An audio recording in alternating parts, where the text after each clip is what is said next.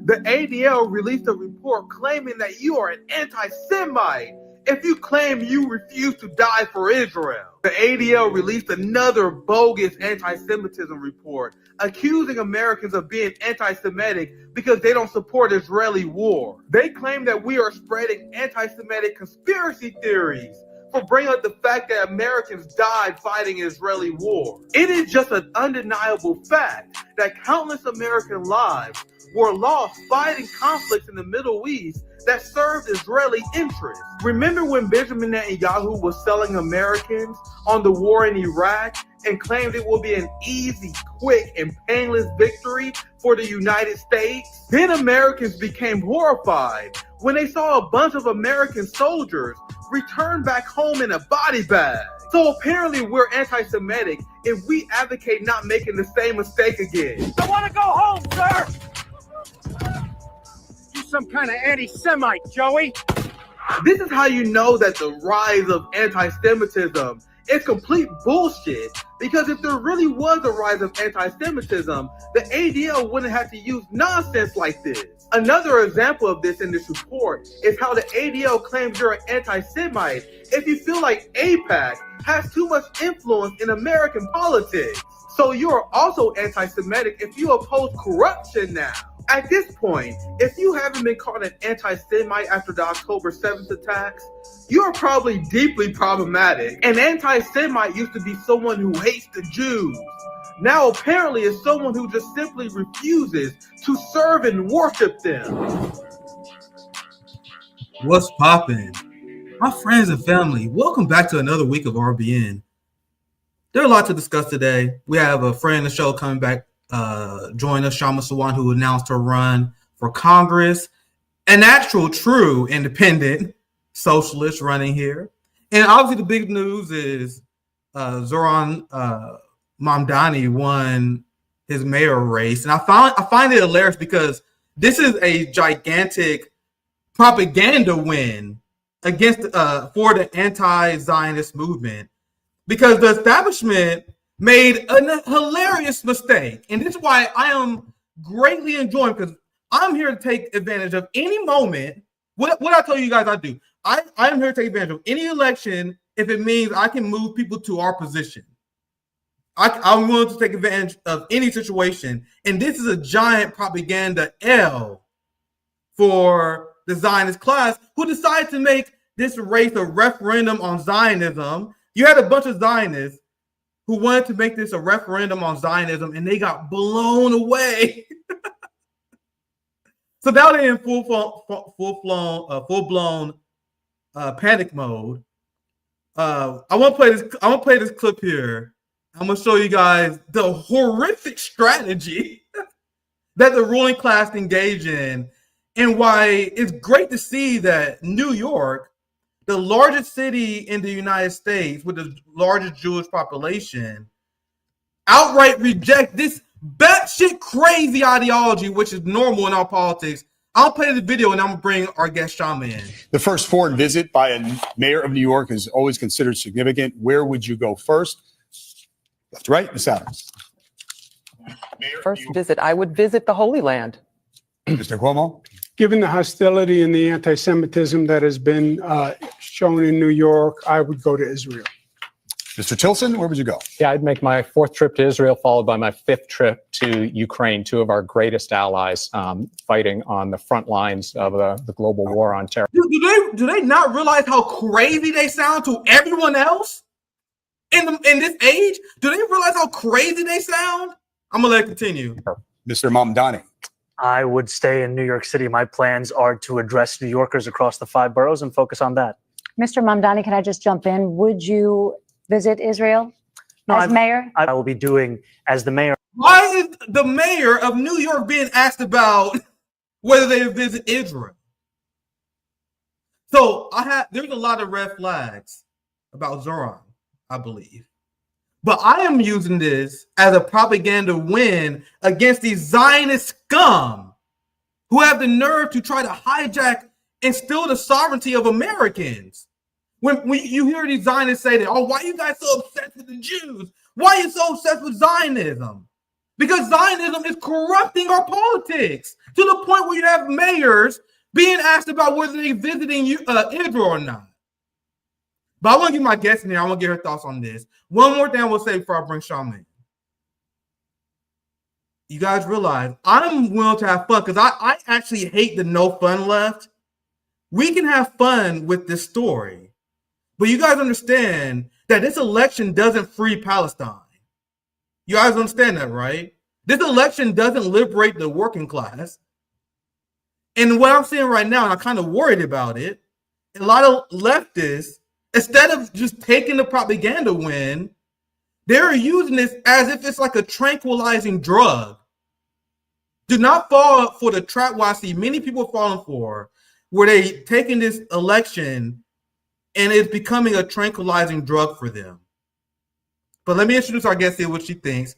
Friend of the show, running for Congress. She had announced her run for Congress, and she is a true independent socialist and organizer, founder of Worker Strike Back, friend of RBN. Thank you for joining us once again, Kshama Sawant.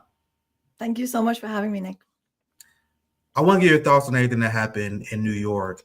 I also want to discuss your vision, because this is a big step, running for Congress, especially if you're running, of course, as we will like, outside the two-party duopoly. But before we get to that, what's your initial reactions of Zohran Mamdani and his movement he's forming in New York?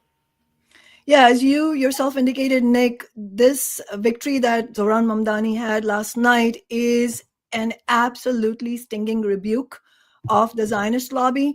And it actually confirms what working people as a whole say, not just in New York City. I mean, we saw the Pew survey released in April this year, which showed that 53% of American working people now hold an unfavorable view of Israel. And obviously that is connected very much to the ongoing genocide. And that's up 11 points from where it was in 2022. So just in a period of 3 years, there's been a dramatic shift in what working people in the United States think about the genocide and about the Israeli occupation of Gaza and the West Bank in general. And so this election, Democratic primary last night, is a solid confirmation that working people as a whole want anti-genocide, anti-war candidates. And in fact, it's also a confirmation for the campaign we're running. As you said, I am running as a candidate for the 9th congressional district in Washington state against arch warmonger, pro-genocide Democrat Adam Smith. And our campaign is an independent, socialist, anti-genocide, anti-war, pro-worker campaign. So this is a confirmation. It's also, Mamdani's victory last night is also a confirmation of working people telling the Wall Street billionaires, we are fed up, we want to fight back. I mean, his campaign platform includes increasing taxes on billionaires by, and very rich people by $10 billion, and funding affordable housing and government operated grocery stores, and also childcare. He's promised zero cost childcare for everyone.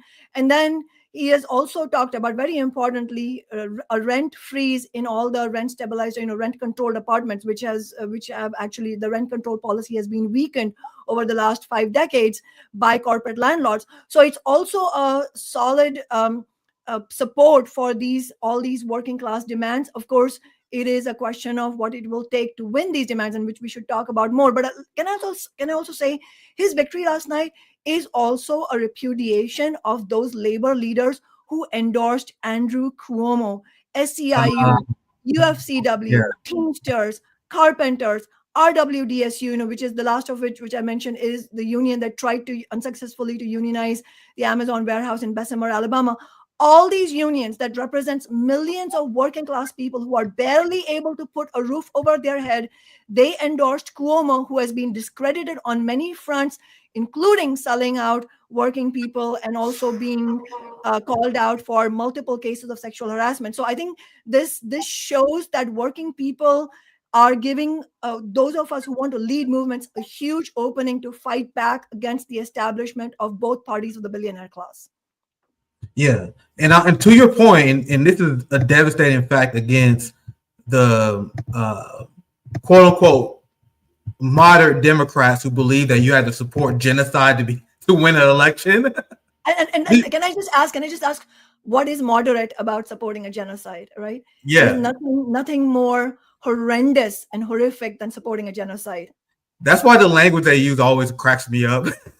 we got shift towards the middle. We got to support bombing kids. Like that no one in America supports this. Like if you ask even white evangelicals, they are turning against the state of Israel. I saw a poll this morning where the American support for bombing Iran was like -14, which I think is kind of terrifyingly low, but -14, that's a pretty strong majority. And this shows how ineffective that, and this is why they deserve to lose to Trump, with the fact that they had Liz Cheney and them running their campaign. And I saw this earlier, and I think this is interesting. It shows why anti-Zionism is the way forward. Zohran inspired record turnout in the same city where Kamala lost Dems over 500,000 votes. It drives me crazy. No, I was just going to say that this is actually, I was going to bring this up myself, and I'm so glad you shared this, showed this tweet, because in reality, that is, ever since Mamdani won last night, I've been thinking about this, like that. What a confirmation again, also of the fact that if Kamala Harris had even posed as something pro-working class, anti-war, even completely insincerely, because we knew it would be insincere by definition, because she represents the Democratic Party, which represents the interests of US imperialism. But even if she had used some rhetoric, some demands in her campaign to say, I'm going to address the genocide, I'm going to move towards a $15 an hour minimum wage, or something to do with healthcare, she would have tipped the scales in her favor. But it just shows you how rotten the Democratic Party is. I mean, let's be clear, the Democratic Party was never a party of the working class, but it is at the same time stunning to see how emphatically it has moved rightward, more aggressively or openly and sort of nakedly pro-war. They were always the party of imperialism, one of the two parties of imperialism, but just how nakedly they're supporting the genocide against the working class, crushing the two Bernie Sanders campaigns in the Democratic presidential primaries. All of that then came, that sort of just completely discredited the Democratic Party. Not only did Kamala Harris lose the election to Donald Trump, it's also true, and it needs to be mentioned, that the Democratic Party's approval ratings are in the toilet right now. Yeah, and it's funny how they've been purposely misdiagnosing the problem. And to me, I think it's hilarious, because that means they're going to lose. They keep saying, oh man, it's a toxic masculinity problem. We have a problem with young men. Meanwhile, Mamdani, he destroyed with the youth vote. And they had young men like me who was behind the Bernie Sanders campaign. And what did the Democrats do? They called me a sexist. I was a sexist Bernie bro who was secretly right-wing because I fall under horseshoe theory. This is what they say. So they already lost us. And this data proves unequivocally. They keep saying, oh, it's because of the trans issue, because of the culture wars. But if you look at the list of the amount of stuff that Americans care about, guys, I saw a poll where the trans issue was like 2%. No one gives a shit. It's a manufactured issue to distract the working class. But when you ask consistently, despite what the people who get money and clicks over the trans issue, consistently, the economy is number one when it comes to people's concerns. And then you had exit polls that showed the war in Gaza with Democrats' number one concern for the people who left and flipped from a Biden voter to a non-voter. And we will argue, and I would argue, that if you voted for Joe Biden in the first place, we're not dealing with a radical. So think about the kind of person who voted for Jim Crow Joe in 2020, but they were so disgusted by the Democratic Party that they were like, nah, we good. Democrats lost them forever. But Kshama, I think you want to chime in. Do you have anything you want to add? Yeah, I was just also just wanted to agree with you. I mean, that really, a really crucial YouGov poll that you were citing, where nearly 20 million people who had voted for Joe Biden in 2020 refused to vote at all in 2024. I mean, that's a very important data point, because two of the most crucial reasons they stated one was the economy and the cost of living crisis that they're facing as working class people. And the other was the genocide and the refusal of the Kamala Harris campaign to make any movement towards ending the genocide, or even completely lying, saying that she would try to end the genocide or do something at all. In fact, it was the exact opposite. Nick, I'm sure you'll remember Kamala Harris actually said, I don't have the exact quote with me right now, but something about how Iran poses the biggest threat. So basically there were indications that, and we should assume actually that there is a very high likelihood that had she been elected, an attack on Iran would also have happened anyway. In fact, let's not also forget that Hillary Clinton in 2016 actually made a big point about how she was going to attack Iran if she was elected president. And so you can see that imperialism and war against neocolonial nations, all driven by the geopolitical and material interests of the Western capitalist class, all of that is driving the fact that both parties, Democrats and Republicans, are for war, for genocide, and also they are deeply hostile to the working class. Yeah, there you go. Kamala Harris says Iran is greatest adversary of the United States. And so I think that it really is, and ultimately I think this is the question we have to unravel, where it is, on the one hand, there is huge anger at the Democratic Party and at their policies towards working class people here in the United States and also abroad, including the genocide, including the wars perpetrated on nation after nation.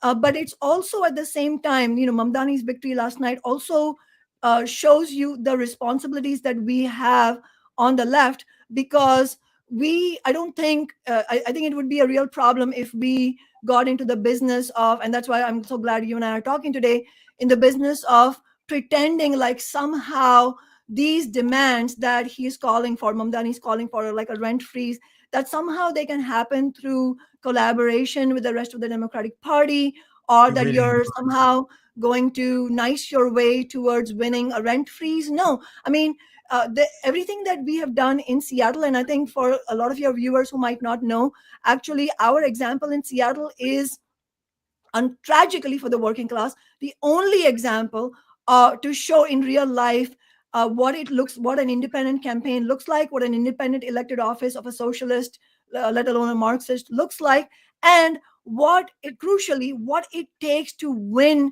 substantial victories for the working class. Through my office, through my 10 years in City Hall, we made Seattle the first major city to win the $15 minimum wage. We also won inflation increases through that victory. And that's why Seattle's minimum wage today is $20.76, which is the highest in the nation. We won the Amazon tax, which raises hundreds of millions of dollars every year for affordable housing, including specifically millions of dollars for Black working class and poor households in the Central District where I live, which is a historically Black neighborhood. And also a whole series of unprecedented renters' rights. But the way we were able to win, what it took was an all-out political confrontation with the Democratic Party, because in Seattle, the Democratic Party is the representative of big business interests, of the rapacious corporate landlords, of big corporations like Starbucks and Amazon. And so there is no prospect of any shortcut. I think that it is hugely exciting because of what it confirms. Last night's results in New York confirm what working people want, but they also then beg the question of what it will take to win. And the experience in Seattle really strongly shows what it takes. And actually, if I have a chance, Nick, I would like to also talk about what's happened in recent weeks on renters' rights in Seattle, because that's a concrete example of what I'm talking about. Yeah, sure. Absolutely. I would love to, I'm going to ask you about your domestic platform, and we can maybe discuss more about the rent, because there's a lot that you brought up there that I would love to cover. And I have a lot of red flags regarding Zohran. We will get to that here very soon. I think you are not going to gain victory for socialism in the working class with a smiling suit that is not accountable to any organization. What organization is Mamdani accountable to? What is the strategy to get any of these policies actually accomplished? We already seen him hedge on many issues before, and I'm gonna show you guys the receipts. I wasn't gonna start with this, but why is he taking super PAC money? Why is he taking money from George Soros in the Worker Families Party? I thought we were supposed to be against super PACs. There's already red flags there. But before I get there, I want to get, because I had to pull the receipts up because it's pretty damning to see. But right now, what I'm focused on is the propaganda victory against the Zionist regime. I'm gonna explain what I mean here very soon. But I will shortly explain to you guys. Like, it's very kind of, there are a lot of red flags around this guy. He is not, the establishment is good at tricking people because you guys see the reaction he got from the Zionists, but he's not anti-Israel. He's a liberal Zionist who condemns Palestinian resistance. You know what I mean? I told you personally, I'm not interested in that. You know what I mean? He's a liberal Zionist. Now, he's not evil. I don't think he's evil at all. I don't think he's evil. He actually has a really great answer to the Israel question, but we already seen him waffle, and that's because he has super PACs. I thought progressives were supposed to be against super PACs. But this is what I'm enjoying. Actually, I probably should bring that up since I mentioned that. And let me, since I did mention, I guess I'll bring it. I'll go slightly out of order. It'd be weird if I go back to it. Let me show you guys this here. And then he also getting donated. He getting money from people from Peter Thiel sponsored oligarchs. And people, there's no red flag here. Look at this. You had Jane Fonda that donated to him. But that was dwarfed by Vahid Zaman. Hope I'm saying that correctly. Vahid Zaman. It was the biggest donation by far to the New Yorkers for lower cost. What's New Yorkers for lower cost, guys? Making up nearly half of the $200,000 pro-Mamdani super PAC. Super PAC? What are we doing? What are we doing? So we're just backtracking on that? I thought that was a big deal. This dark money. So he's not accountable to any socialist organization. There's no horizontal leadership mechanism to hold him accountable. And he's funded by the Working Family Party, who we explained on this show is directly donated by George Soros. And who is Vahid Zaman here? I really hope I'm not butchering this now. I probably am. He's a Peter Thiel guy. Let me see if hopefully I got the right receipt here. Yeah, I'm pulling. Here it is. Look, this is the guy he's the biggest donor to the campaign of Zohran. And so, look, Peter Thiel doubles down on young Brown, and Fahim Zaman is one of the people who donated to his campaign. I promise you guys, there's zero progressive media outlet that's going to explain this to you guys other than RBN. Is this a red flag? Kshama, what's your thought? Do you have any thoughts on this at all? Yeah, I mean, I think that it would require. I know as much about Fahim Zaman as you do because I'm looking at the same websites. But that's because he's very young and he is a Peter Thiel fellow, and so it's not like he has built a big track record yet, just out of sheer chronology of age. But what I was going to say is that it requires an enormous suspension of disbelief to think that he is anything other than a budding billionaire class representative. Because if you look at first of all, who the hell becomes a Thiel fellow, right? I mean, yeah. Who is Peter Thiel sponsoring anybody who has any kind of progressive agenda, let alone anything related to socialism? Of course not. I mean, these billionaires are not stupid. They know what they're funding and they know why they're funding these things. And then if you look at Fahim Zaman's own words, he says that he wants to decentralize banking in the developing world. Oh my God! Jesus. Yeah, I saw that. All kinds of red flags to me. That is like another like a redo of the neoliberal assault on the working class and the poor, the billions of people in poor countries. And yet another thing is he in his LinkedIn profile, it says he wants to pursue his dream of rethinking healthcare. Well, you know what?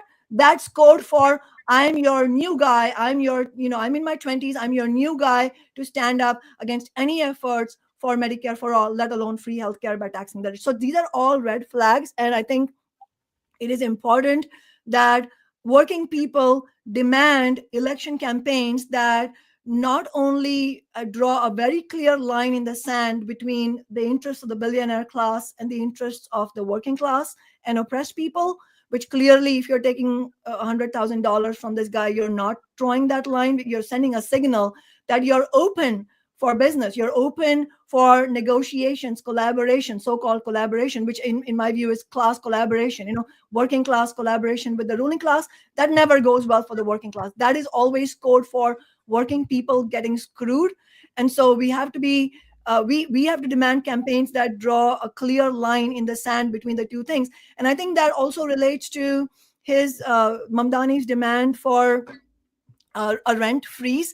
I mean, if you look at who the most profitable and the biggest residential landlords are in New York City, it includes massive companies like Blackstone, related companies, Avalon Bay, Glenwood Management. Avalon Bay is for those of you watching from Seattle, Avalon Bay will be familiar to you because that's one of the biggest real estate companies in Seattle as well.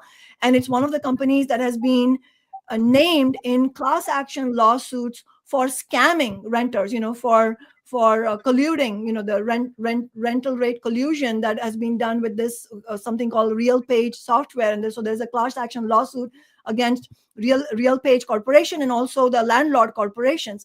And so my point is that if you're calling for a rent freeze, then you are going to go up against these phenomenally powerful and dystopian interests. They're like weapons manufacturers. They're absolutely they're plunderers who exploit renters on a daily basis, and they make billions of dollars of profits based on that. What did we see in Seattle? We saw the movements that my office built.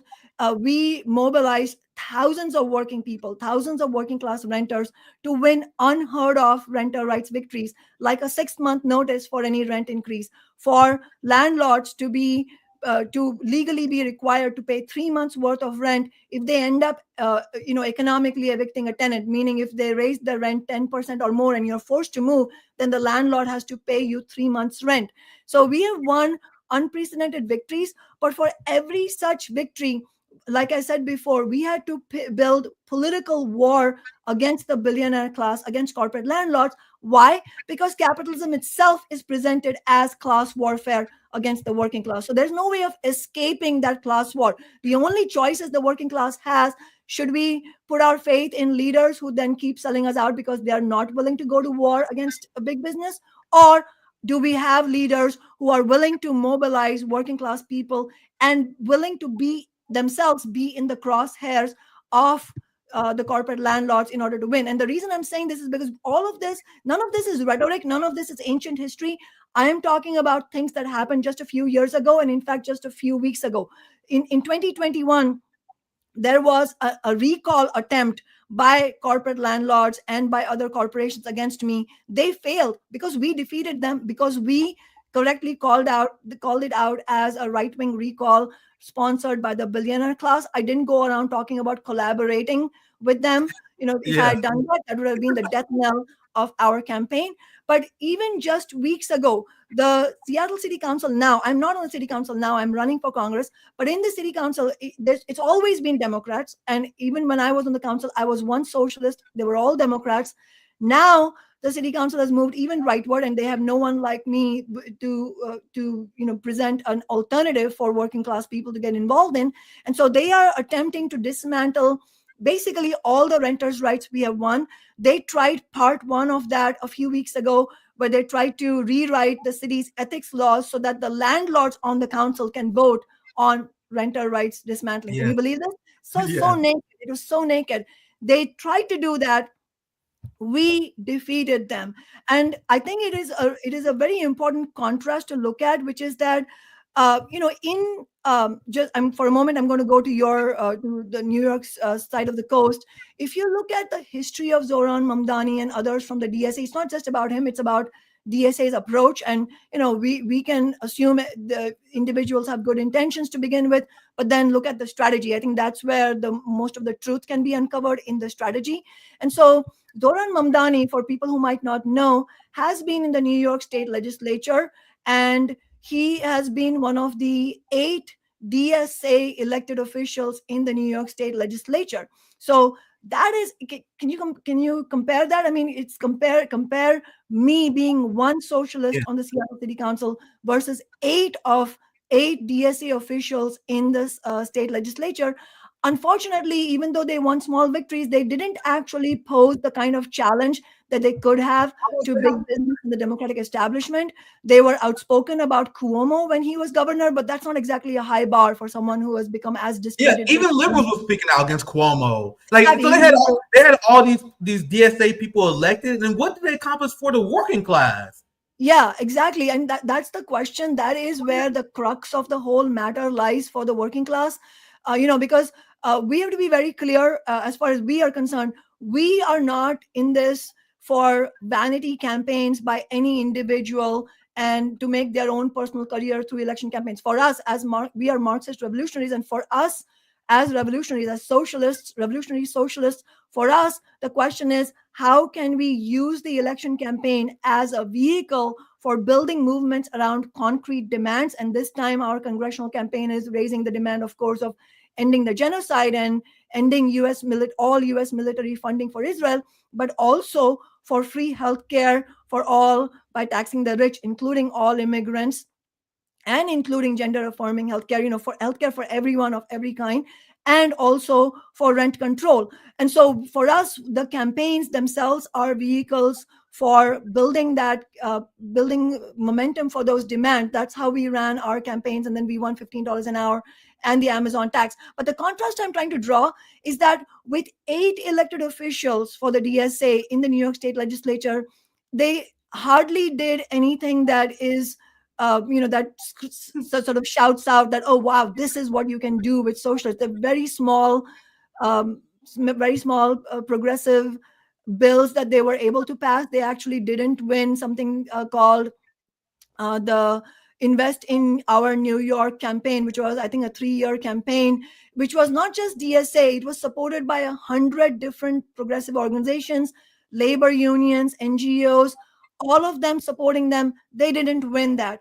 Look at in Seattle, with one socialist city council office, with a small organization of socialists beside me, we were able to win unheard of victories. Why? Because not only because we built movements, absolutely, that is the first and foremost requirement. Another extremely important requirement that goes hand in hand with building movements is running independent of the Democratic Party. But alongside that is another one that gets easily missed and is the hardest thing to accomplish, which is, and not just for the elected official like me, but for all movement leaders, this is the hardest thing to accomplish, which is that the movement, in order to be effective, has to relentlessly expose the role of the Democratic Party. It has to make it clear. The character of the movement has to be such that the specific Democrats who are refusing to vote yes on those substantive progressive legislation have to get the message very clearly that if you don't vote yes on this working class bill, we will make your life hell. We will make sure you are thrown out of office. We will make you personally, for your political career, pay a political price for the way you are betraying and selling out working class people. That kind of exposing of specific Democrats through the movement, that is what's almost entirely missing, except for what we have done in Seattle. And that is why the example of the last few weeks is crucial, because with so many, 8 elected officials in New York State Legislature, they hardly accomplished anything. In Seattle, we not only won these historic victories during my 10 years in City Hall, in the last few weeks, we didn't even have an elected office. Worker Strike Back does not have an elected office yet. Hopefully we will win in the future with this congressional campaign and so on. But even without any elected position, even with far fewer people, because the character of our campaign against the repealing of the renters' rights was so sharp, We went to City Hall and we literally said, Sarah Nelson, we will throw you out. Kathy Moore, we will throw you out. Joy Hollingsworth, and Joy Hollingsworth is especially important because she's a Black council member. She relies a lot on identity politics. Last year, she brought forward a bill to weaken our $15 an hour victory, our minimum wage victory. We defeated her in that. And so we called her out for using her, being Black as a weapon against Black working class and poor people. So we specifically called them out. A small number of us, we shut down city council meetings again and again and again.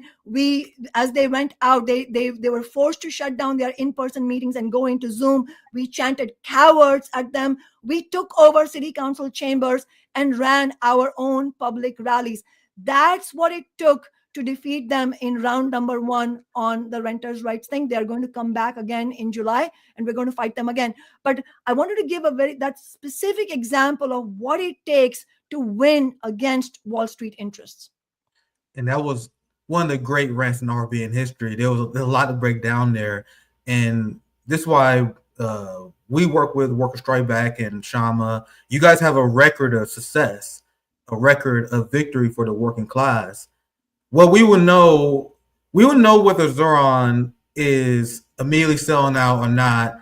For one, based on how he treats the NYPD, for one. So that's like something you can keep your eye out on early. How are you going to treat this NYPD? What I'm worried about is I'm already seeing this celebrity worship culture around him, and that's already a horrific sign. Let's say you support Mamdani. Right now, you should be putting maximum pressure on him right now, not fucking just morbidly celebrating. That shouldn't be the only thing you should be worried about. And I'm worried that this election victory has the potential of being a giant tranquilizing drug for the left.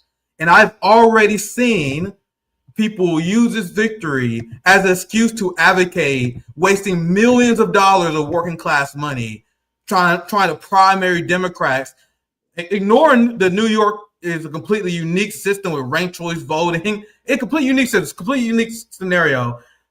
And I'm not trying to call anyone out. I'm going to go after people with the biggest accounts. You know what I mean? Because there's so many of these tweets like this.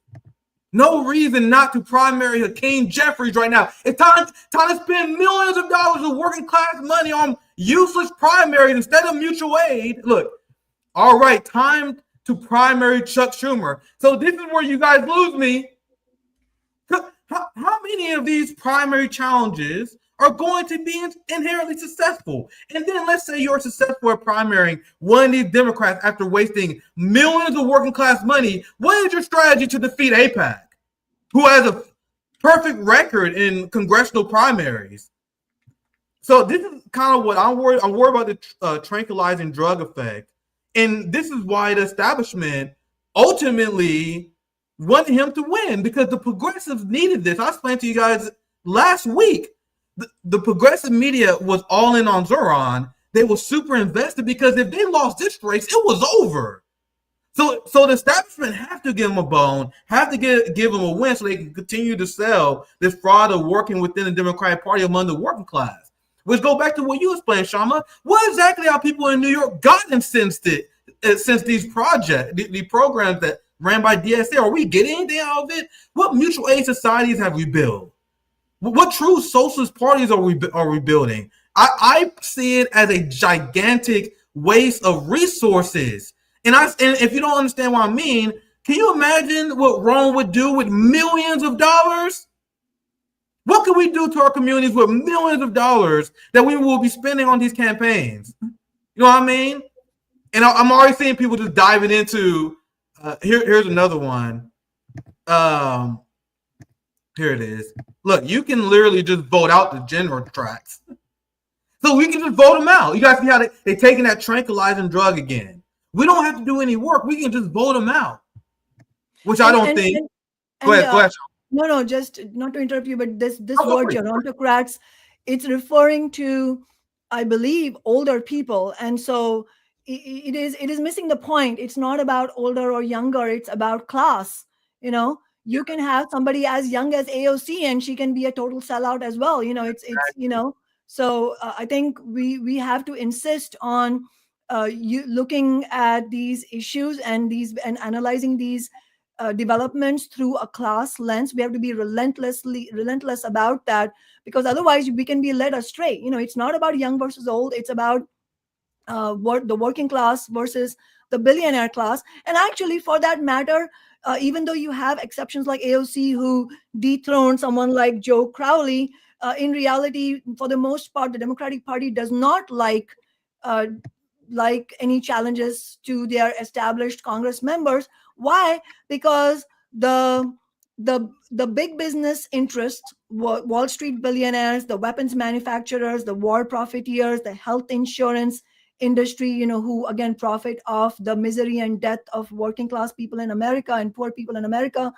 All of these big interests of US capitalism, the bourgeois forces themselves, they invest a tremendous amount in these specific Congress members, because they are meant to do their bidding. It's many of them are foot soldiers for the billionaire class, or like my opponent Adam Smith, they are absolute generals. Adam Smith is a general for the weapons manufacturers. Yeah, I want to ask you about him. Yeah, we should talk about him as well. Yeah, But exactly. And for the Zionist lobby, AIPAC was his biggest funder last year in last year's election. And so there is a reason why many of these Congress members end up winning election after election for 40, 50 years. Even when they're in their 90s, they're still in office. But that's not because somehow it's a worship of old people, but what it is the bourgeois, the capitalist class, ensuring that their interests are faithfully and consistently represented in the halls of Congress, because the halls of Congress are where the capitalist state exerts a lot of its power. And so it's not about young people toppling older people. It's about working class candidates and working class movements like Worker Strike Back winning elected positions that are then where the campaigns themselves are, as I said, used in service of building momentum for concrete demands that are going to be that the big business will ferociously oppose. And then if and when you do win an election victory, to use that elected office itself as a platform for building movements, not for having nice discussions and collaborations with your quote unquote colleagues. And if you're not watching this on TV, I'm doing air quotes. If you represent the working class, the Democratic Party politicians, much less the Republican Party politicians, they are not your colleagues. They are on the other side of the class war. If you can't keep that straight, you are, with the best of intentions, going to betray working people. Yeah, become useful idiots. I'm telling you guys right now, the Zohran movement will be exposed as either good or bad really soon. We will see how serious they are, because if Zohran was serious, wouldn't he endorse Kshama Sawant? So if Zohran supporters don't support Kshama Sawant, who is actually running as an independent socialist, doesn't that show that they're not building a movement? I think ordinary working people who are excited about Mamdani, many of them will support our campaign. For sure. Also, but what we do is we explain things in a very with the truth. We never lie to the working class. I will never, whether you agree with me or not, I'm never going to lie to the working class. And so one of the things that we do need to point out, first of all, in terms of really encouraging people about our congressional campaign, independent, socialist, anti-genocide, pro-worker campaign for healthcare against this warmongering Democrat Adam Smith, one of the things that should excite people is that last night's election victory for Mamdani is a confirmation that these politics, these demands are powerful. If you can run a campaign against genocide and you can win, that's important. It's also important to recognize that Mamdani's campaign, from everything I know, obviously it's from afar, but from everything I've read, did have a very strong field campaign with thousands of volunteers, many thousands of volunteers, and a very effective social media strategy as well. All of these things are important for working class people, and they are important. They're going to be important for our campaign. So if there are concrete ideas that we can use, we will use them, because it's not about, we are not ego driven or we are not sectarian. The ideas that work for the interests of the working class, we will use them. And in fact, I would say, for those of you who are watching this and especially if you live in Seattle, but even if you live in other cities, this is a national campaign that, just like Mamdani's victory has made national and even international news, our campaign is of national significance, because the genocide and ending the genocide and winning free healthcare, those are national issues. And in fact, they are international issues. And so no matter where you live, you should volunteer with our campaign. But especially if you live in Seattle and you haven't come out to volunteer with us, you need to come out and volunteer with us, because you can see the results, and we have obviously shown it in 4 elections in Seattle, but you can see it through the New York Democratic primary also, that volunteering and doing those door knocking shifts, that works. Yeah. And funny thing is, that was the point I was going to make, Kshama. This is the point I'm getting to, about whether Zohran is worth paying any attention to. And that was a brilliant way to introduce my next point.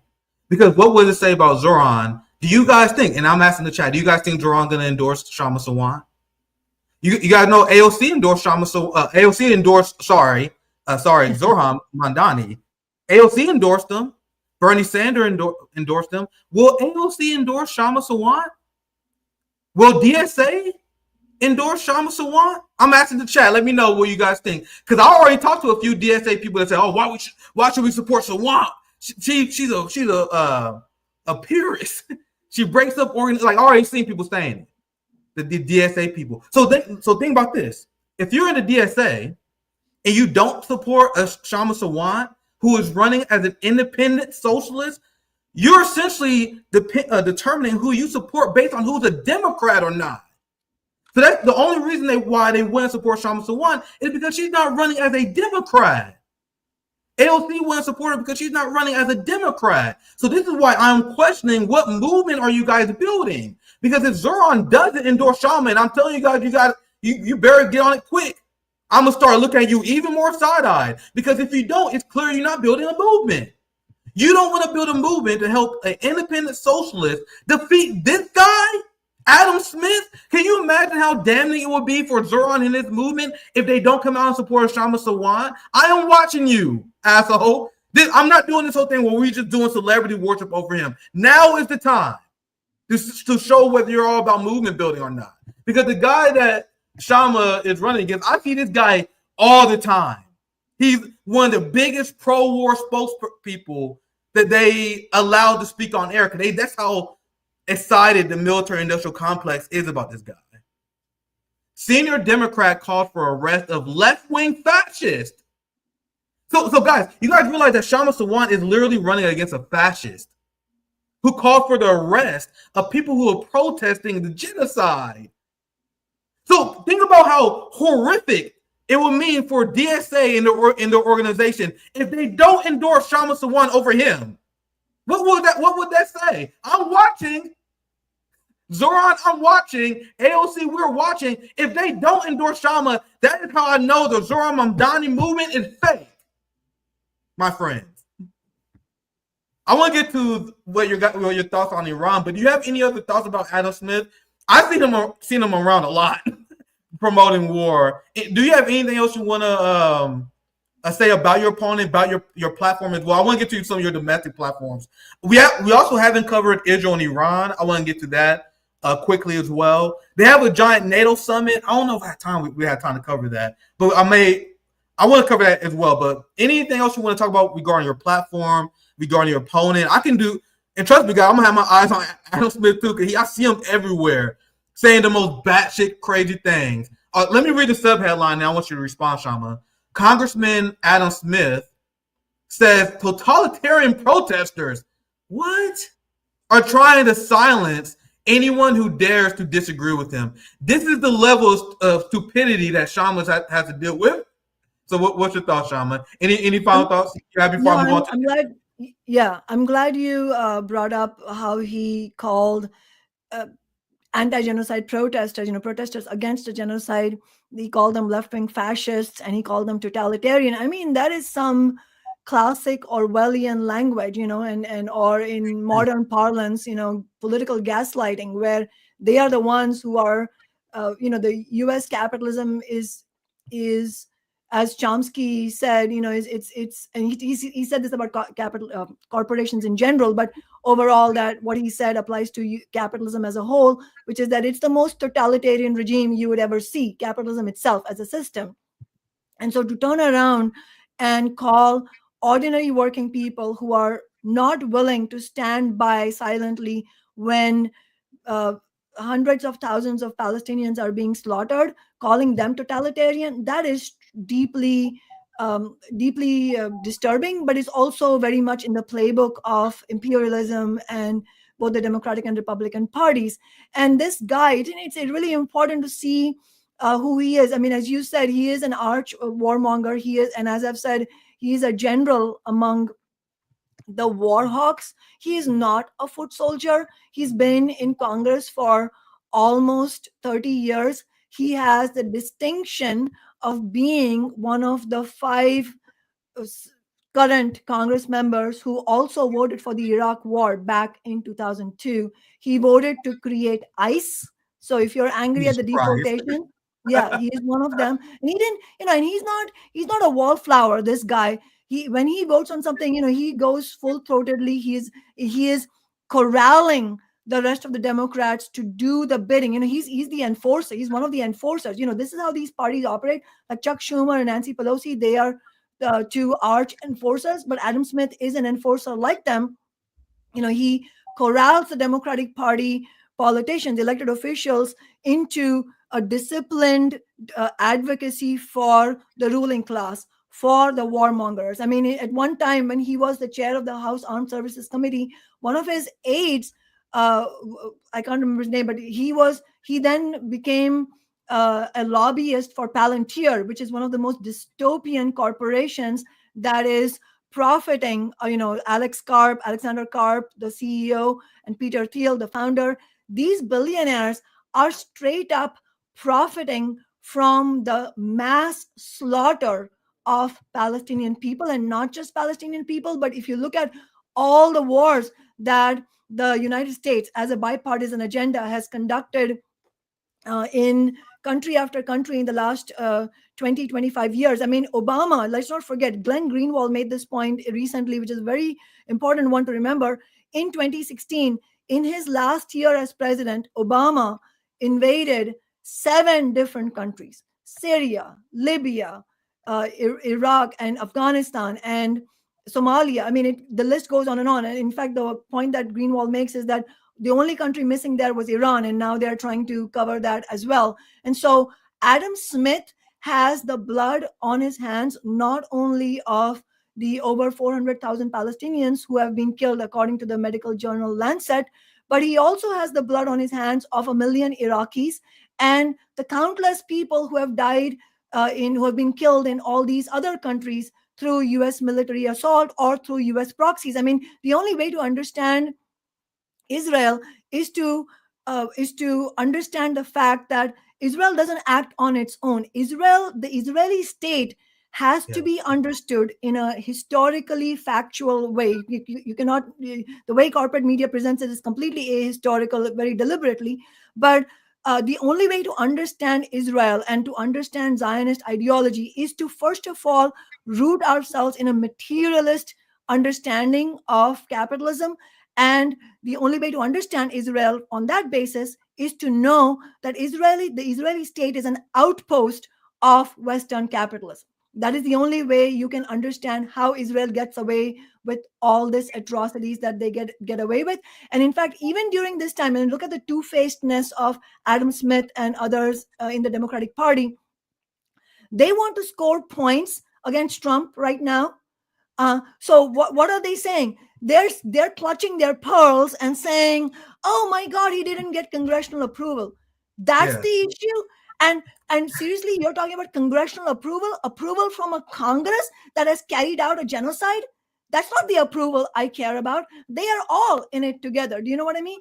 And not only that, Even the NBC, a corporate media outlet, pointed out just 2 or 3 days ago, that actually it has become routine for presidents to not take congressional approval or any such thing before attacking different countries. Obama did it, Biden did it, and so on and so forth. And so all of this is complete falsehood. And in fact, it actually brings to mind a very good, very apt quote from Noam Chomsky, who said, the smart way to keep people passive and obedient is to strictly limit the spectrum of acceptable opinion, but allow very lively debate within that spectrum. That's what's playing out. So when you see Democrats saying, oh, no congressional approval, this is unconstitutional, that is a fake debate playing out. They are all responsible for the genocide, and attacking Iran has been a bipartisan project for several decades. Yeah, and the Democrats was manufacturing consent for Trump's bombing campaign, claiming that, Iran is a few days from getting a nuclear weapon. Iran is a totalitarian state that oppressed their women, manufacturing consent for their wars. But I want to dive more into this because, and this is going to be our quick segment on this. Let me know how you're doing on time, Kshama. I want to keep this around 1 hour, 70 minutes or so.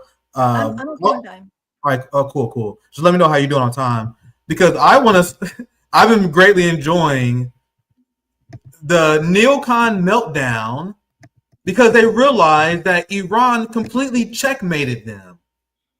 Now, Iran checkmated the neocon class so badly, I am seeing Iran getting criticized for not taking advantage of it. And I'm explaining what I mean here soon.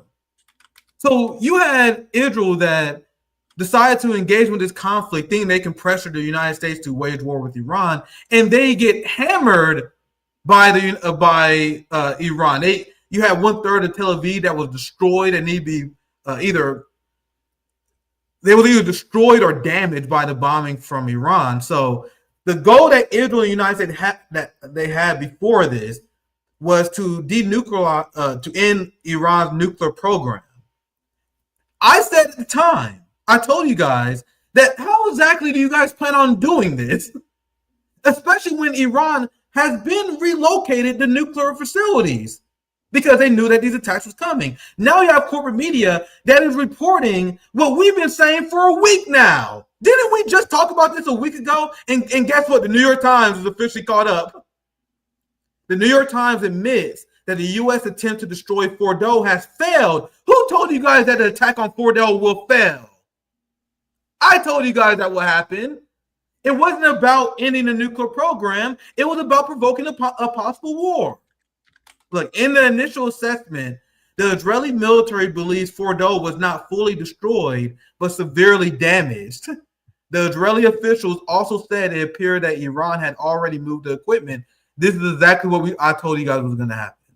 And I'm gonna show you guys this, because even Trump admitted that the only reason why they even had to agree to a ceasefire is because Israel was getting their ass handed to them. I told you, Israel cannot ever stand up against Iran without the help of the United States. Benjamin Netanyahu wants to get the United States involved, and when Israel tried to take on Iran, they took on massive damage. You're Trump.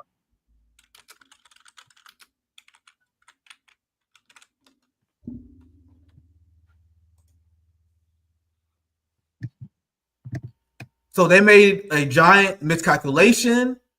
They realized that, we can't actually defend ourselves against Iran. And Trump sending ground troops in to help Israel is deeply unpopular. Do you guys think Israel, who they were just pumping their chest? You guys couldn't hear him? Can you guys hear him? I don't know if the audio was working. Oh, you couldn't hear him? I'm sorry, guys. That was a video messing up.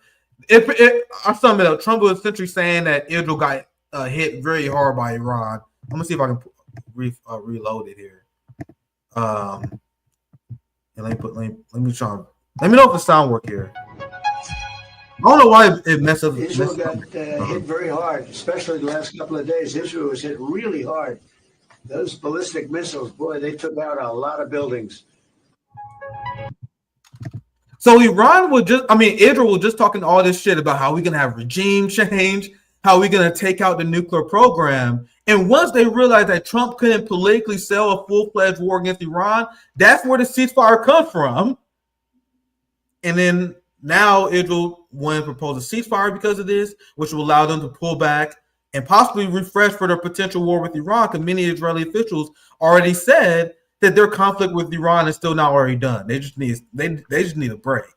But Shama, I want to get your thoughts on this and anything that happened, because you had Chuck Schumer, Hakeem Jeffries, the main Democrats, like you said, they didn't even oppose the concept of taking out Iran nuclear facilities. They were just upset because they didn't have congressional approval. Anything else you want to add about the bombing in Iran?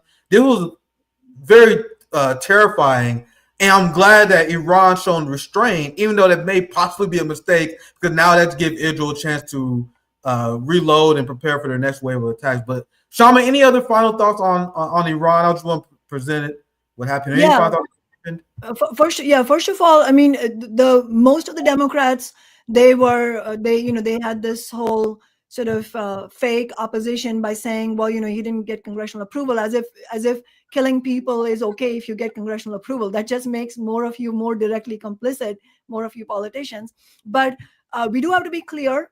People like Chuck Schumer and Hakeem Jeffries, they have been cheering this on. They are not even pretending to say, well, maybe Trump shouldn't be doing this because he didn't get congressional approval. They were straight up. In fact, there was a really video by Chuck Schumer, really shameful video by Chuck Schumer, in which he says if Taco Trump is if he's lost his nerve, then we might have to step in, kind of thing, basically implying that he better attack Iran if he has any courage at all, or if he wants to have any credibility at all. So they are actually having a straight up war hawk position. And then the other Democrats are also war hawks, but just in a slightly milder way, keeping an eye towards vote blue for next year's midterm elections. They're trying to differentiate themselves from Trump and the Republicans, but in a way that absolutely fails to break from any imperialist interest, absolutely fails to provide anything for the working class to be, to feel like this party is doing something for us. And I think as far as the Iranian situation is concerned, yes, as you said, in terms of the geopolitical calculus there, it is not a straightforward thing for Israel to attack Iran and then just, have that be the end of it. Iran is a much bigger and much nation with far more resources. But we also have to be clear that while the US and Israeli imperialist interests might have met somewhat of a match here in their goals not completely succeeding, we have to be also sober about the fact that there has been this escalation in the Middle East, because over 1,000 ordinary Iranians have been killed in these attacks already, and that is in addition to the genocide happening in Gaza. And that if we don't have an international working class movement that can succeed in toppling this, both the US billionaire interests and warmongering interests, and also internationally, especially in Europe, then we're going to see more and more slaughter. We're seeing just the absolute desperation in which the people in Gaza are in, mass starvation, and literally being shot and killed when they go for aid, because these families are hungry, their children are hungry. There's a famine, especially affecting babies and children. It is completely it is completely unacceptable. It is horrifying. It's the Holocaust of the 21st century that has been unfolding. And so we have to be very sober about any further escalation and be against it. And also keep in mind that once Israel is done with Gaza, they will move further on the West Bank. And so there more and more Palestinian lives are going to be at risk. And so the question here is, what kind of working class movement do we need internationally? First of all, I think we have to be very clear that we cannot rely on patriotism towards one nation or another. We have to have international working class solidarity, not with any specific capitalist state, which means that we need internationally to push back against war, period, which also means predominantly right now against US imperialism and Western imperialism. And we also have to recognize that with more and more attacks by Israel and then also by the United States. And keep in mind, any attacks by Israel are really US attacks by proxy, because the weapons that Israel has are funded by the Democrats and Republicans of the United States. So any attack by Israel is really an attack by the US by proxy. And so all of these attacks, especially at the nuclear facilities, is what is it going to do? It's sending a message to the Iranian state that actually they're much better off having a nuclear weapon than being in the nuclear non-proliferation program. So in other words, all of this war is heightening the dangers, the risks for working class people internationally through more and more nuclear weapons proliferation. And so the only solution to all of this is for international working class fighting movements.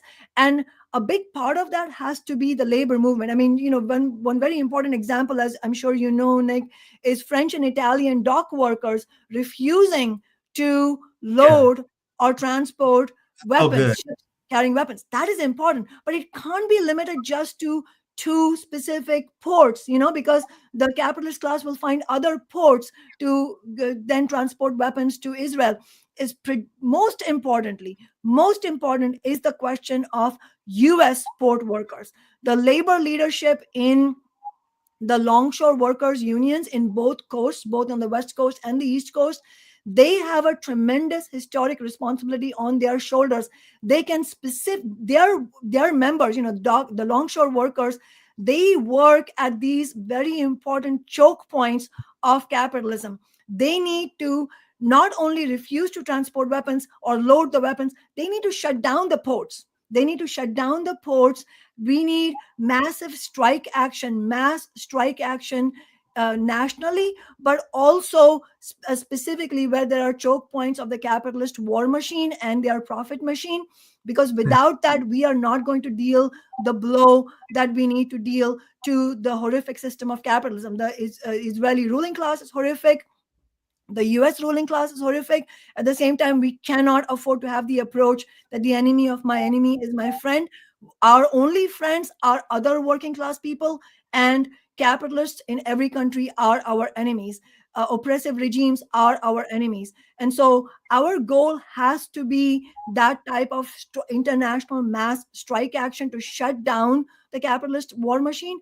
And ultimately, really, our goal has to be revolution everywhere. I love how you're one of the few people who run for Congress that call for direct action that arms the Israeli state. It's good to hear that 100%. And as much as I could break down much more what you said, I want to quickly pivot to what's going on in NATO and Ukraine. And this is another reason why I find the people saying, "Oh, I'm sorry that I told the working class to support Trump. I thought Trump was anti-war." That never made any sense, because Donald Trump's biggest criticism of NATO was not their endless aggression against victims of imperialism. His criticism of NATO was they wasn't spending more on the military budgets. Trump was upset because Europe wasn't implementing austerity enough on their people in order to fund the NATO war machine. So Trump went, and he was happily welcomed by neocons in NATO like Mark Rutte, who called him daddy, but because they always wanted to fund the military-industrial complex more and justify that. Now they had Trump calling for a 5% military budget, and they have the giant NATO summit. This is why I want to quickly ask you about before we wrap here. You have all the NATO allies that way is 100% happy with this, despite NATO countries. And you have Mark Rutte that said that European countries may have to cut social spending, may have to cut health care, pensions, in order to fund the insane neocon programs to promote never-ending war against Russia. So I want to get your thoughts on the never-ending expansion of NATO. Like, this is the video. I don't know. I'm trying to get it to load here. But you even have Mark Rutte that called Trump daddy. That's how much they quickly finding to love Trump, because Trump is continuing the Ukraine war. He was never serious about ending that. I want to hear your thoughts. Any thoughts on the continuing obsession with Europe to wage war against Russia, and the fact that they are implementing austerity and hurting the working class in Europe in order to fund it. Yeah, I mean, first of all, as you correctly said and reminded people that Trump is a con man. You should not think that he is pro-worker or anti-war. He is very much part of the capitalist class personally. I mean, he's a billionaire personally, and he advocates for billionaire interests. He is among the war profiteers, and he advocates for war profiteers. We have to be very clear, and that's why, as you correctly reminded everyone, that he was not against NATO because of the horrific loss of life through war that has been happening in country after country through US and NATO led militaries, but because NATO is not spending enough and that the United States state was footing too much of the bill. So that's completely different from a working class agenda. And it's true that because of his mercurial and unpredictable character, he's not the preferred representative for the US capitalist class, but they are very much in agreement with him on all the actual policies that he is willing to put forward. We know all the horrendous budget cuts, the cuts to Medicare and Medicaid that he wants to carry out, which are going to be just horrific, especially to Black and other communities of color, working people and poor people who are going to be impacted by that. And the genocide machine, all of this, they are very much for it. All these corporations, war corporations like Palantir and Lockheed Martin, they donate to my opponent, Adam Smith. They also donate to Donald Trump. They benefit from both parties because war and endless misery for working people is a bipartisan agenda. And it actually shows you this latest thing from NATO. It shows you why I was saying in the earlier question, why it is important for us to have international working class solidarity, because this 5% increase in so-called defense expenditure, which is really military expenditure to kill Ukrainian and Russian ordinary people on the battlefield, is going to come at the expense not only of those lives, but it's going to come at the expense of working people and poor people in those European countries. So we can't forget that.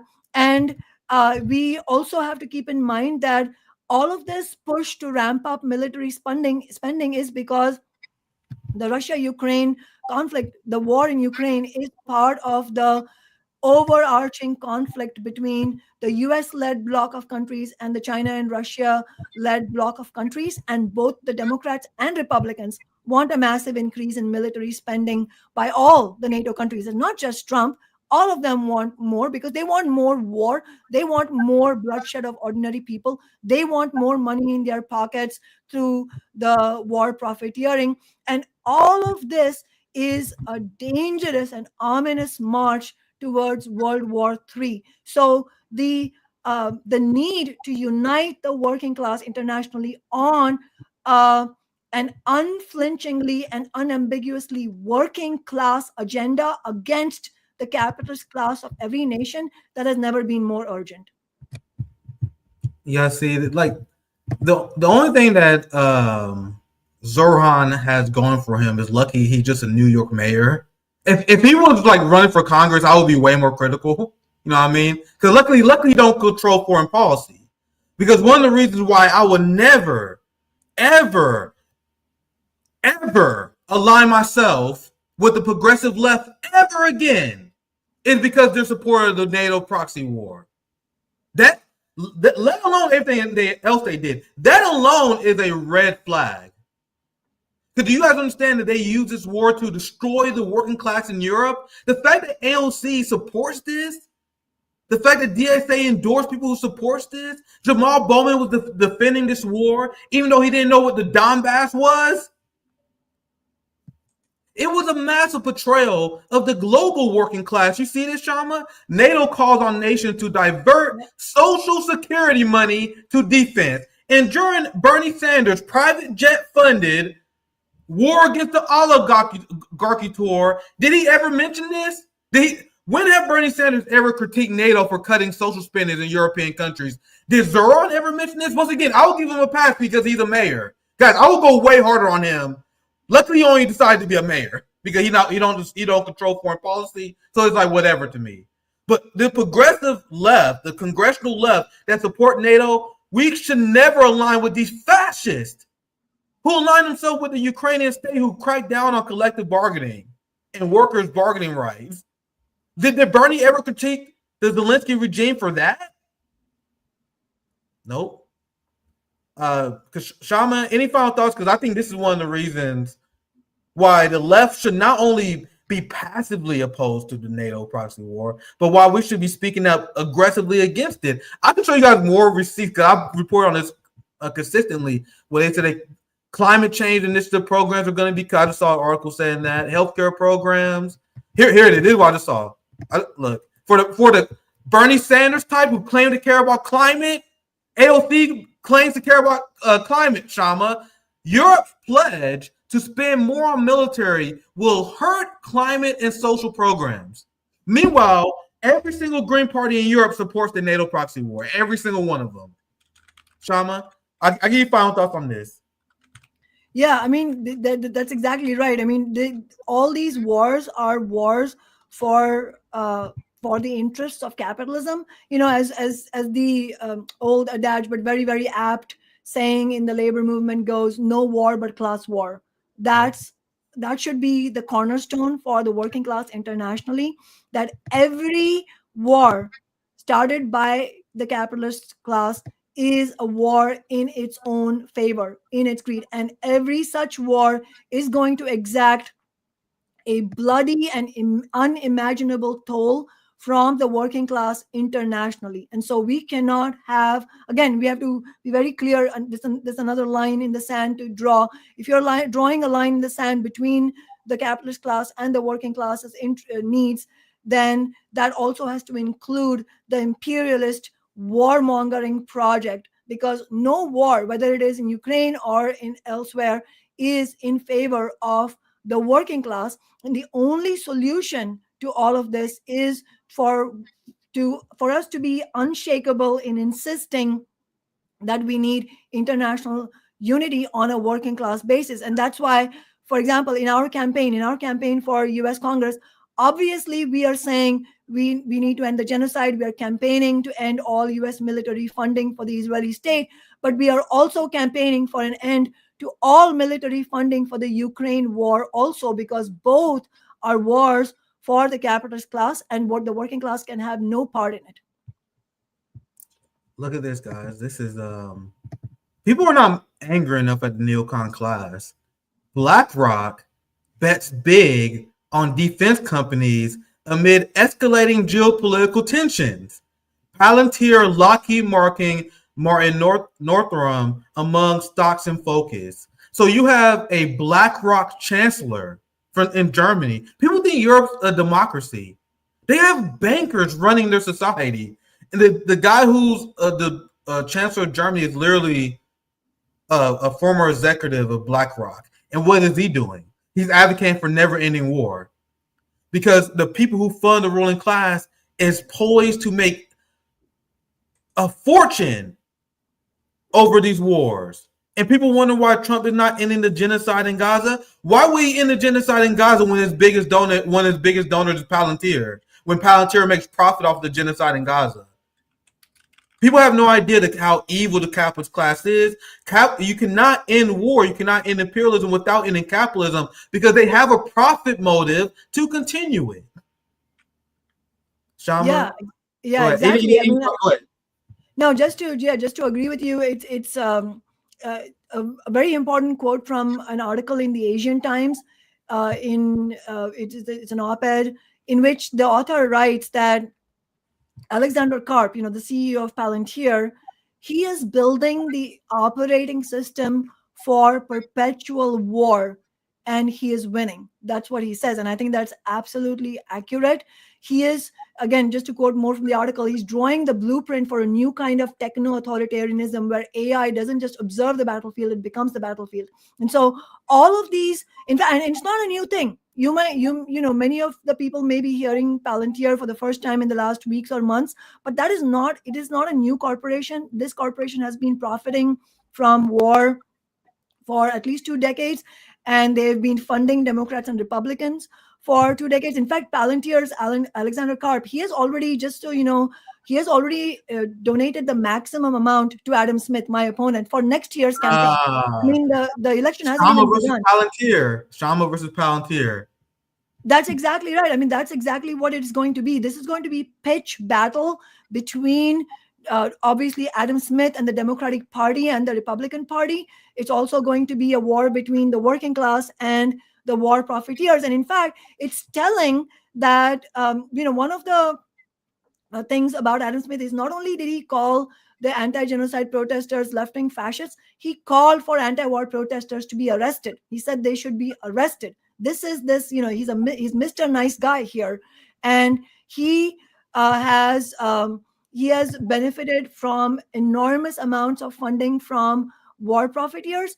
And they are going to, as I said, that all these entities are going to go to war against the working class. And the only way for us to win is for us meaning the working class as a whole, to refuse to accept that and match the ferocious opposition that we are going to get. And we should not underestimate that in any way whatsoever, but match that ferocious opposition from the capitalist class by building a mass movement to win this election, which means, as I said, thousands upon thousands of people getting involved in this campaign, and also thousands upon thousands of people donating to this campaign as well. We're not going to take money from some Thiel fellow or some budding billionaire just because he's in his 20s.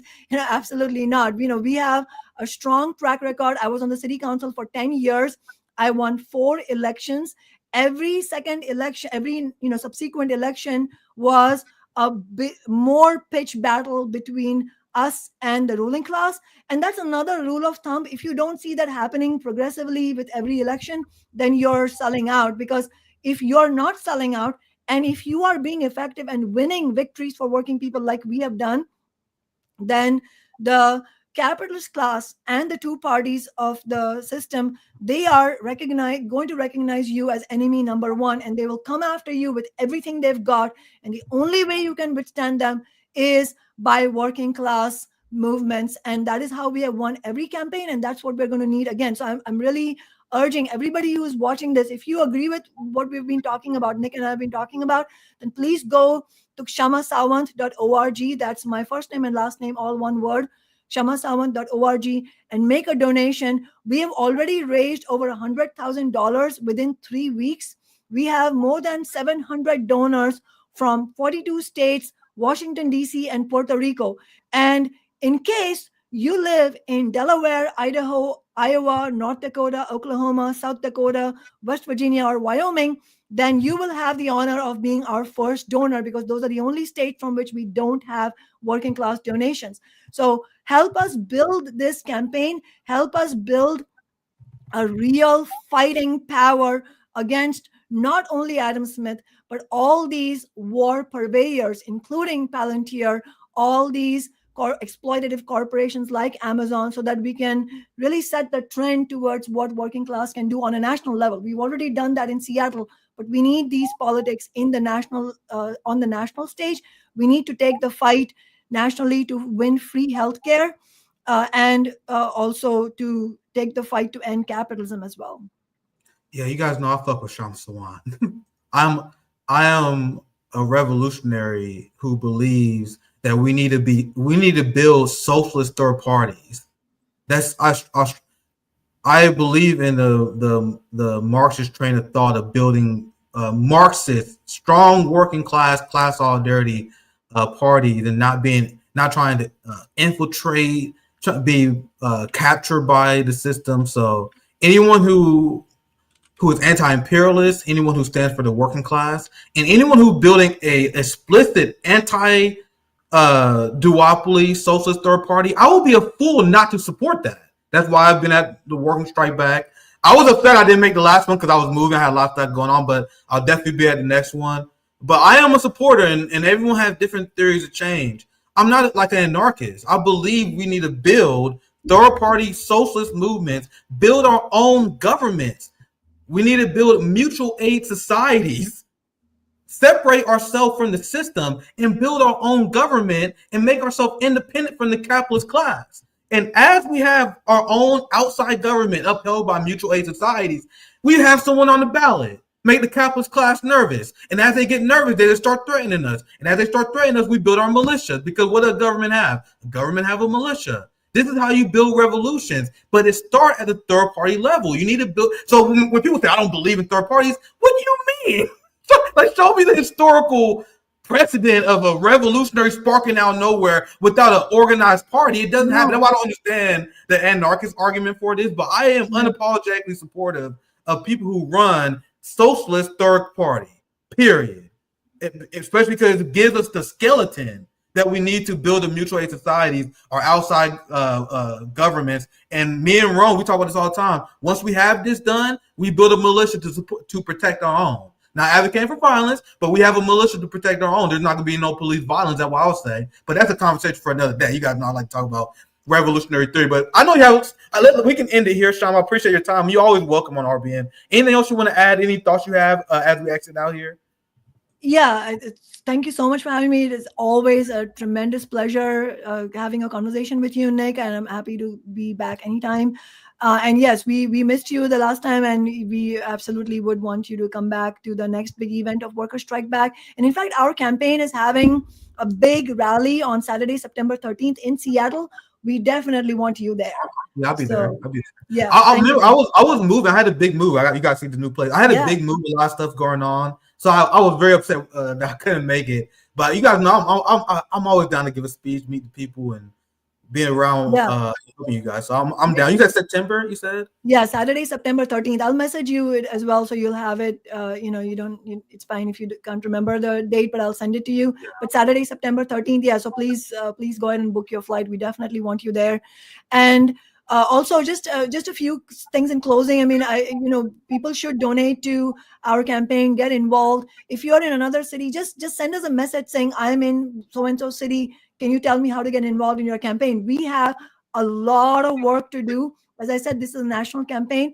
If you're in Seattle on the ground, or if you can visit Seattle and help us do door knocking shifts, that's, of course, it's very crucial, because there's no substitute for a field campaign, no substitute for having face-to-face conversations with potential voters. But no matter where you live, there is some shape or form you can contribute this campaign, and we need your contribution to this campaign. And I would really urge people, if you haven't joined Worker Strike Back already, you should join Worker Strike Back.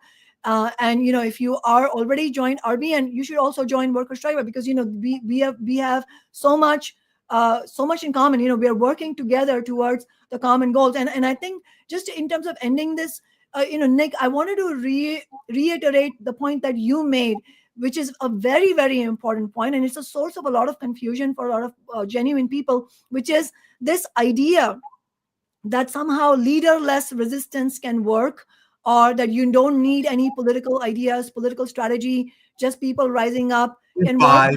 Just vibes.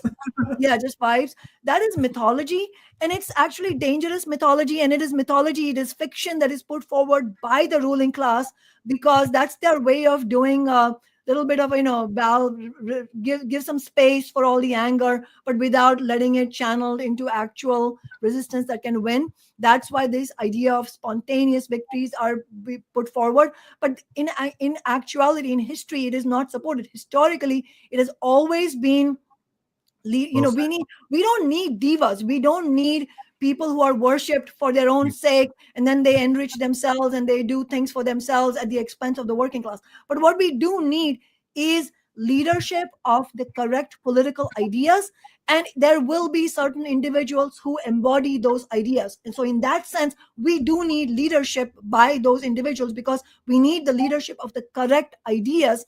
And that also connects, that confusion also connects with the other point you made, which is people are told, again, this is a talking point from the ruling class, that if you're a genuine revolutionary, if you're truly radical, then you should not believe in any election.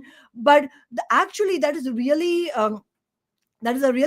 a nefarious point, because in reality, by not actually running socialist, independent, revolutionary election campaigns, you actually leave the field wide open, unchallenged, for the labor bureaucracy and for the Democratic and Republican parties to carry out the capitalist agenda and fail. And what you end up doing is failing to provide any avenue for struggle. I mean, just to give a concrete example, the Bolsheviks in Russia, the Bolshevik party that won the Russian Revolution, they ran for office in Russia. They had people elected in the Russian parliament.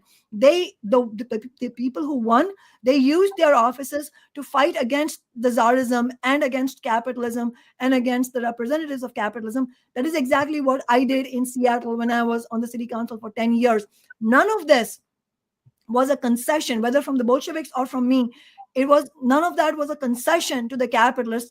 It was actually the exact opposite. When we ran for office every single time, and now as we are running for Congress, it scares the shit out of the capitalist class because they know what this means. They know that a campaign like mine will provide a concrete avenue for people to get involved. They know that it is backed up by 10 years on the city council where I never sold out and I was never marginalized. We won historic victories because we mobilized working people. One of the lobbyists of the corporate landlords, he said it correctly because sometimes our enemies give us our best compliments. He said that it was Sawant's army that defeated the agenda of the corporate landlords. And what he was referring to is the fact that it is not just me as an individual, but the fact that I was willing to use my office to mobilize thousands of people to expose the Democratic Party's duplicity.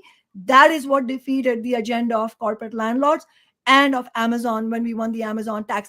That is revolutionary work. So let us not make the mistake of having this false dichotomy of, oh, well, if you're fighting for reforms, then you're not a revolutionary. You know what? Only revolutionaries succeed in winning substantial historic reforms. That is a revolutionary agenda, and only a revolutionary, while they are fighting for reforms, will talk about the need for revolution. That's the kind of revolutionary party you need. Very, very well said.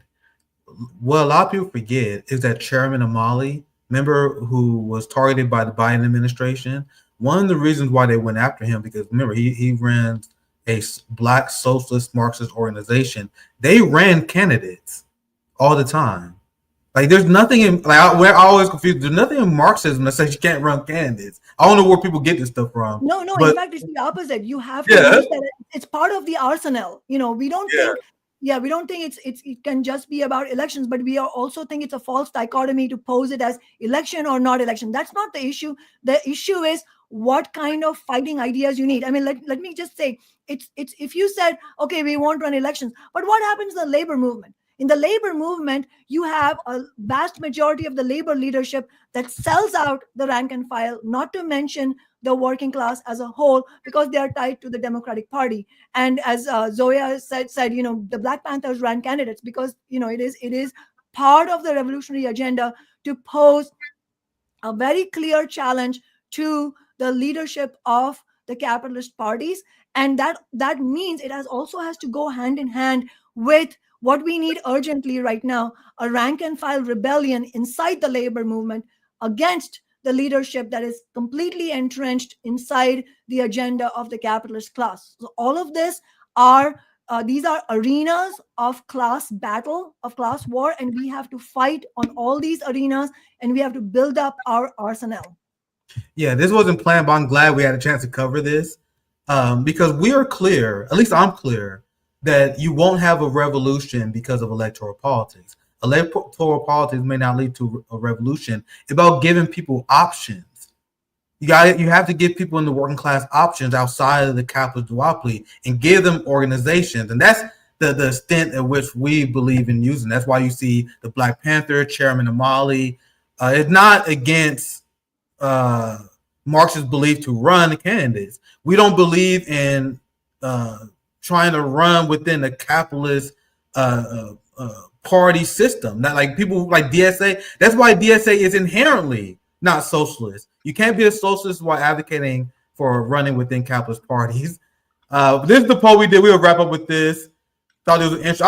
I definitely wanted to read this poll. I want to see what the RBN community was at on this. What does Zohran Mamdani's primary victory mean for the working class? 32%, not sure. That's fair enough. We got to analyze the situation. I understand that. 30% says absolutely nothing. 23% said why I said in the beginning it's a propaganda win.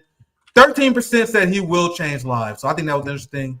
Kshama, any final thoughts? Any last things you want to promote? Any final thoughts as we wrap up the stream? I think any final thoughts on the New York mayor race, anything like that? First on the New York mayoral race, I forgot to mention that Mamdani has won the Democratic primary. There's still going to be a general election, and we know that Eric Adams is already on the ballot. And we have also heard Andrew Cuomo saying that he is going to run. If he doesn't make it to the Democratic primary, he's going to run independent. And so the battle is not over yet. And there are some lessons from New York State itself. I don't know how many people remember, but some years ago, another DSA candidate called India Walton, she ran for the mayoral election in Buffalo, New York, and she ran against an incumbent, Byron Brown, I think his name was, and she defeated him in the Democratic primary, handily defeated him. But then he ran as a write-in candidate in the general election, and he won. He trounced her. And so I think it poses the, I mean, just to say, I think that Mamdani's campaign is, my sense is that they're far more astute, and that they also have a far stronger field campaign and overall a better strategy. But I think above all this is politics. Above every field strategy and social media strategy is politics. And ultimately, the main question here will be, as the election progresses from the end of the primary to the general election, the pressures on Mamdani and his campaign are going to go exponentially higher. Pressures from Wall Street, from the corporate landlords, from the Democratic Party themselves, who will welcome him with open arms and say, hey, but you need to compromise on this, or you need to compromise on that. So all of those pressures are going to expand by orders of magnitude just in the campaign. And so I think, we have a lot to see yet in the remainder of the election. And then if he does win the general election, then of course, that's going to be exponentially higher, the pressures. I mean, if you become the mayor of New York, this is Rockefeller's New York. This is New York full of the most obscenely rich billionaires, and you're going to go up against all of them. So all of that is going to be, we are going to see that play out. But bottom line, last night showed that working people's anti-genocide, anti-war agenda to make affordable housing, make housing affordable, to have a rent freeze in New York City, to have a working class agenda, including, like, we are calling for free healthcare. All of this was resoundingly confirmed. That is why, just in closing, I would urge everybody who's excited about that, you should join our campaign. Go to kshamasawant.org and donate, and also join Worker Strike Back and get involved with us. Very well said. We'll end it there. Like I said before, this victory in New York is a propaganda win that we should take advantage of. We shouldn't miss this opportunity to dig into Zionism. But I'm not excited. I think people should let politicians surprise them for once. You know what I mean? People are like, Nick, why are you not excited about Zohran? Why the fuck should I? You should let politicians surprise you. Stop being disappointed. If this motherfucker surprised us, then good. But I'm not going to be excited for some guy who takes super PAC money.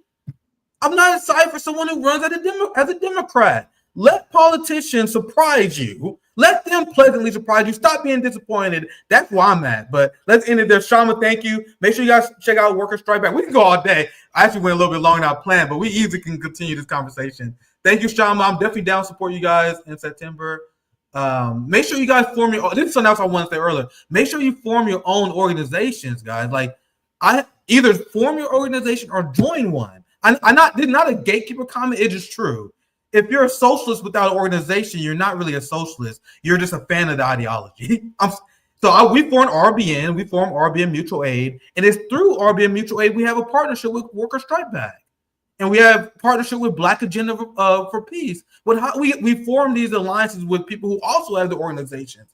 That's what everyone need to be doing. We need to be building our socialist parties all over the nation, merging together and come with a plan for revolution. But I thought we'll shut up. But so shut up. Sorry, guys. Make sure you guys check out Kshama. Make sure you guys subscribe, share. I hope you guys enjoyed the live stream. Have a good one, guys. Take care.